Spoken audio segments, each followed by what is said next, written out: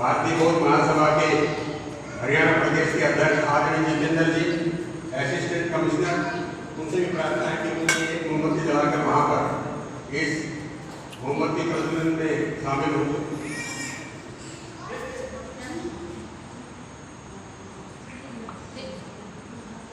नेत्र अंगोर हमारे कैशियर हैं हरियाणा स्टेट की, उनसे प्रार्थना है कि लोग एक मोमबत्ती लगाएं।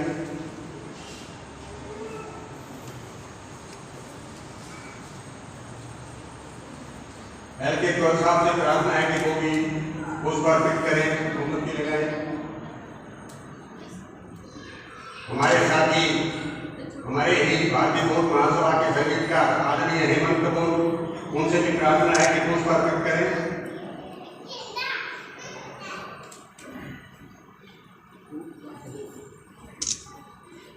हमारी संस्था के जिला सदर की उपासिका मैडम चौहान से प्रार्थना है कि पुष्प अर्पित करने के लिए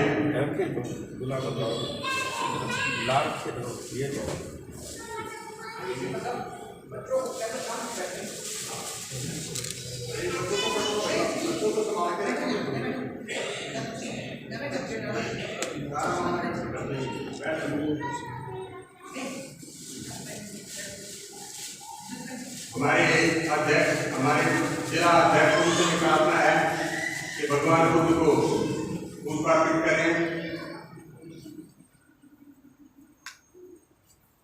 सर थोड़ा सामने से इधर हो जाइए, लेफ्ट उल्टे हाथ पे। हाँ जी ठीक है।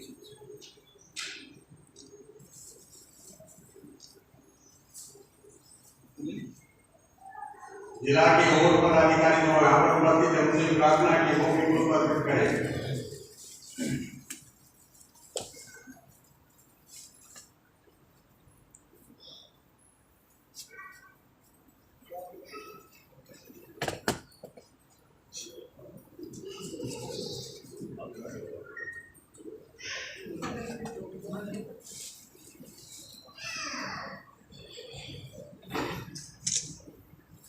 हमारे सक्रिय कार्यकर्ता सुधीर जी, उनसे प्रार्थना है कि वो आगे और सभी को बैच जो हमारे जाके रखे हुए हैं उनको सभी को साथ ही जो हमारे डाइस पर बैठे हैं उनको बैच लगाएंगे।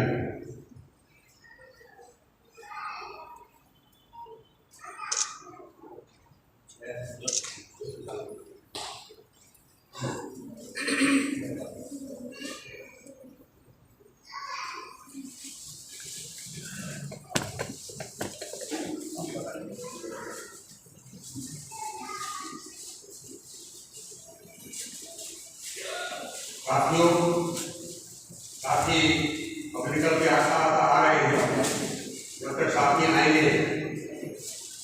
उनका वेलकम हम करेंगे। और मैं वैसे भी जितने साथी यहाँ पर उपस्थित हैं हमारे स्टेट कमेटी के उससे और जिला के जितने साथी उपस्थित हैं उन सबका मैं यहाँ पर स्वागत करता हूँ और बंदे जी से प्रार्थना करता हूँ कि आशीर्वाद स्वरूप है कि इस अवसर पर बुद्ध पूर्णिमा महोत्सव के ऊपर अपने आशीर्वचन जो साथी यहाँ पर उपस्थित हैं उनके आशीर्वाद स्वरूप आप अपनी बात रखेंगे। आदरणीय बनते हैं।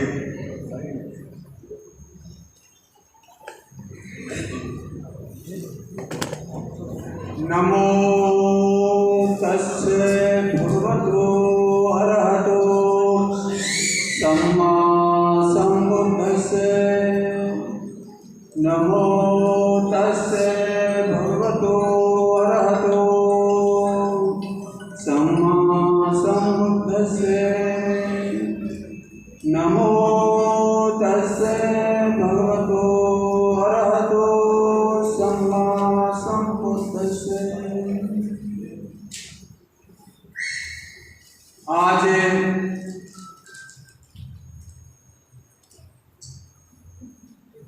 बहादुरगढ़ हरियाणा में बुद्ध पूर्णिमा महोत्सव के उपलक्ष्य में यहाँ पर बौद्ध सम्मेलन का आयोजन किया है। और इस महापौध सम्मेलन के अवसर पर यहाँ पर जो इस कार्यक्रम को आयोजन किया है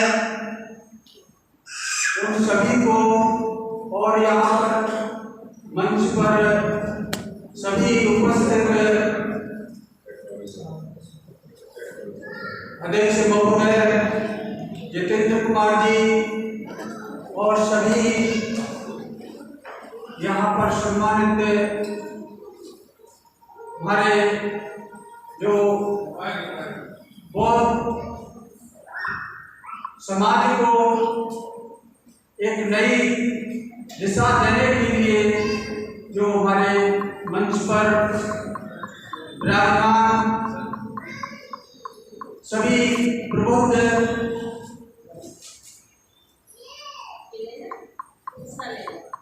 उपासकों के लिए मेरा हार्दिक उनके लिए आभार व्यक्त करता हूँ और यहाँ पर सभी जो उपासक हैं, उपासिका हैं और बच्चे हैं, सभी के लिए मेरी मंगल कामना है। आज बहुत ही प्रेरणादायक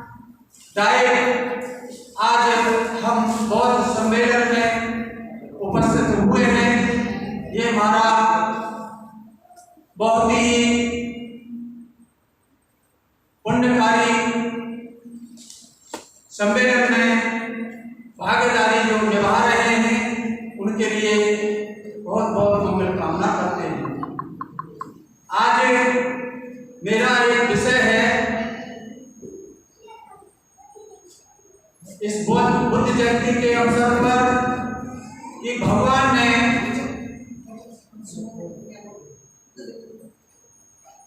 यानी शांति के अग्रदूत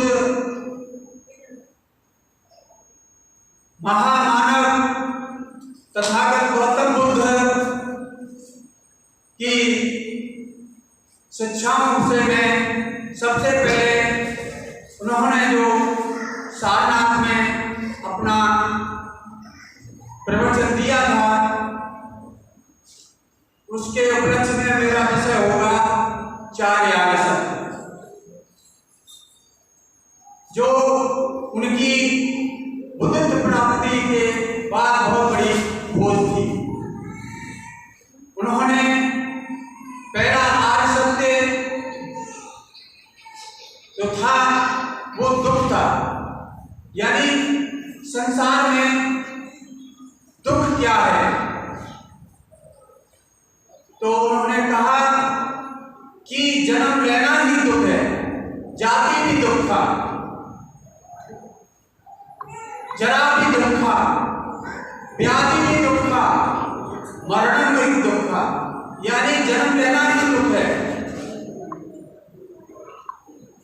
जाति जन्म लेना दुख है, व्याधि भी दुख था, यानी जो व्याधि है, बीमारियां हैं वो दुख है, और मरण भी दुख है, जो मृत्यु आती है वो दुख है, अपने से मिलना दुख है, प्रिय से बिछुड़ना दुख है। संक्षेप में उन्होंने बताया कि पंच स्कंद ही दुख है। पंच स्कंद क्या है? रूप है, वेदना है, संज्ञा है, संस्कार है, विज्ञान है। ये संक्षेप में दुख है। फिर उन्होंने बताया कि दुख का कारण क्या है। दुख कारण यानी दुख का कारण है तृष्णा। ये तीन प्रकार की होती है तृष्णा।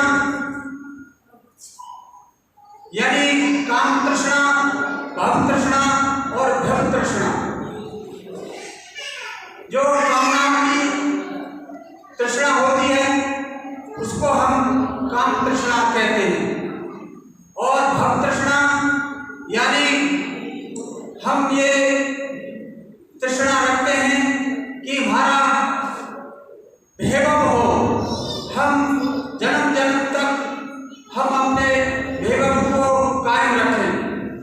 ये भक्त तृष्णा, वैभव तृष्णा, यानी इस लोक में तो हम तृष्णा रहे हमारे अंदर, और जो परलोक है उसमें भी हम इस तरह का हमारा वैभव बनाए। तो ये वैभव तृष्णा 3 प्रकार की तृष्णा बताई।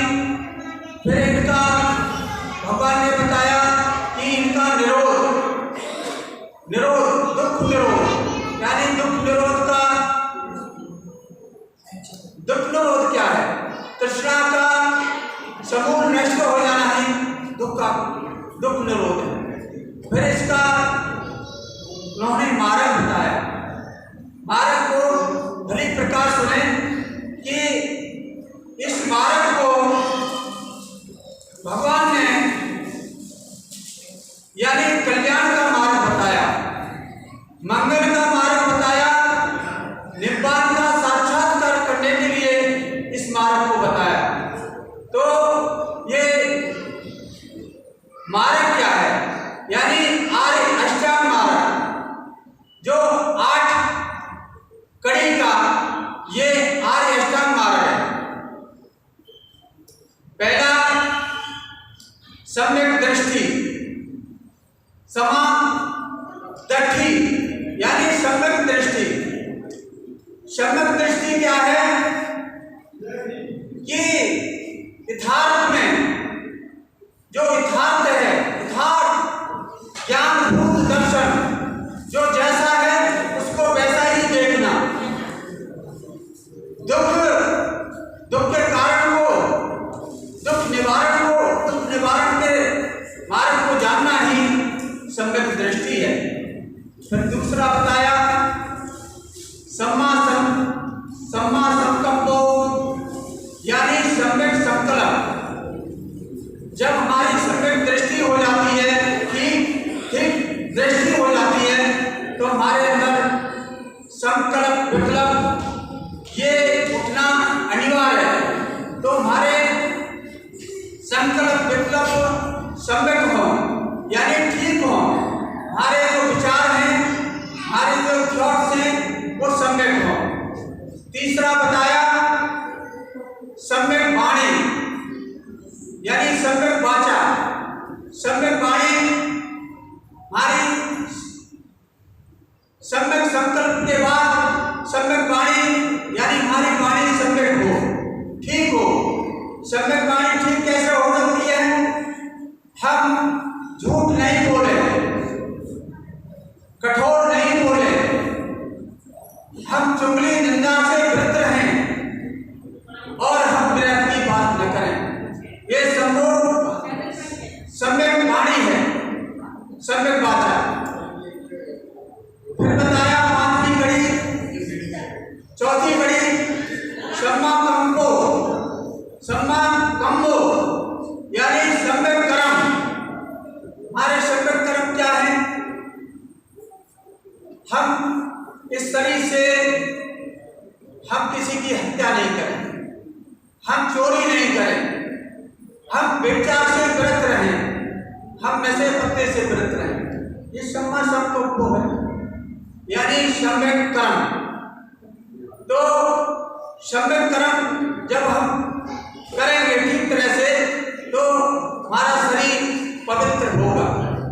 फिर कहा 5वीं अंग है सम्यक आजीविका। हमारी आजीविका सम्यक हो। आजीविका सम्यक कब होगी? जब हम मांस का व्यापार न करें, हम नशीले पदार्थों का व्यापार न करें, हम हथियारों का व्यापार न करें, और सबका हित साधने के लिए, सबका हित हो ऐसी हम आजीविका करें। ये सम्यक आजीविका है। सम्यक व्यायाम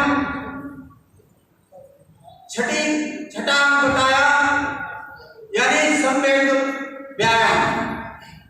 व्यायाम के बगैर हम स्वस्थ नहीं रह सकते।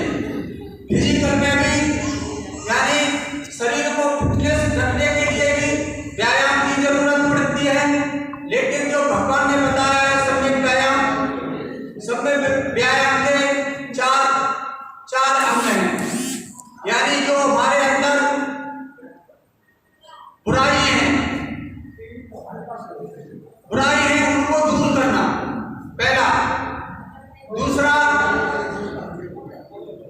जो बाहर से जो बुराई है वो हमारे भीतर ना आने पाए, ये दूसरा व्यायाम। तीसरा, जो हमारे अंदर सद्गुण है उनको कायम रखना, और जो हमारे अंदर सद्गुण नहीं है उनको और सद्गुणों का संवर्धन करना, ये चौथा सम्यक व्यायाम है। तो सम्यक व्यायाम अगर हम सही ठीक तरह से करेंगे तो हमारा जीवन बहुत ही उज्जवल होगा, पवित्र होगा और मंगलमय होगा। 7वां बताया सम्यक सती, यानी बड़ा महत्वपूर्ण अंग है सम्यक सती कि हम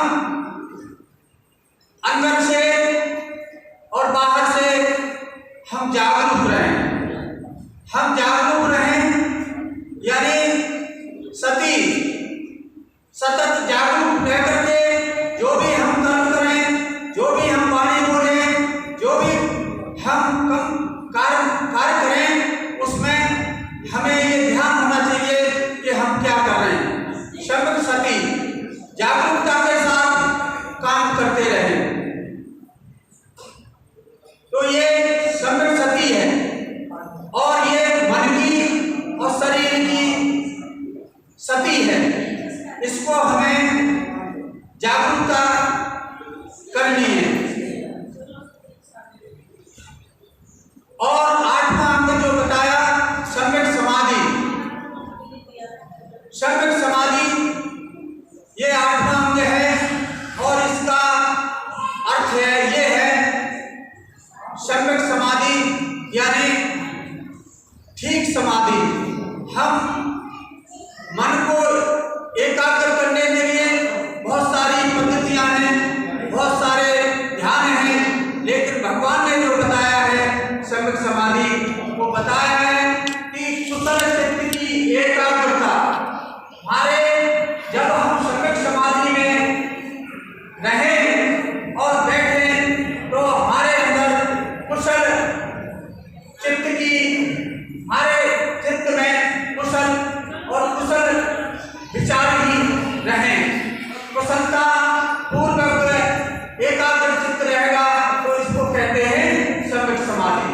ये हमारे आर्य अष्टांग के 8 मार्ग हैं।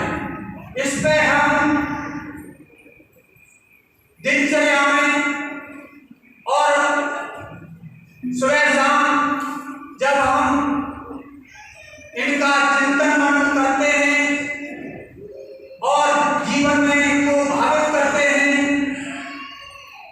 तो हमारे जीवन में यानी 3 चीज पैदा होती है। वो क्या है? हम शील सदाचार का जीवन जीने के लिए तैयार हो जाते हैं, पहली। दूसरा, हम अपने मन को एकाग्र करने में, क्योंकि हमारा मन ही इतना भटकता है कि हम सही कार्य को दिशा नहीं दे पाते हैं। इसलिए मन को एकाग्र करने के लिए सम्यक समाधि का अनुसरण करना बहुत ही जरूरी है। और तीसरा, प्रज्ञा, यानी प्रज्ञा के जो क्षेत्र बताए हमने, वो सम्यक दृष्टि और सम्यक संकल्प। प्रज्ञा ही हमारे जीवन में एक आमूलचूल परिवर्तन करती है। यानी प्रज्ञा कहते हैं ज्ञान को, बुद्धि को, विवेक को, विजडम को। तो ये प्रज्ञा 3 प्रकार की होती है, यानी